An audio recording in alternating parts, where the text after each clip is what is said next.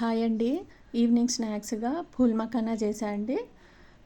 Stove ముట్టించుకొని సిమ్ములో నెమ్మదిగా ఒక 5-10 నిమిషాలు వేయించుకోవాలండి. బాగా క్రిస్పీగా వస్తాయి. క్రిస్పీగా అనిపించే వరకు వేయించుకోండి. చిన్న మంట పైనే.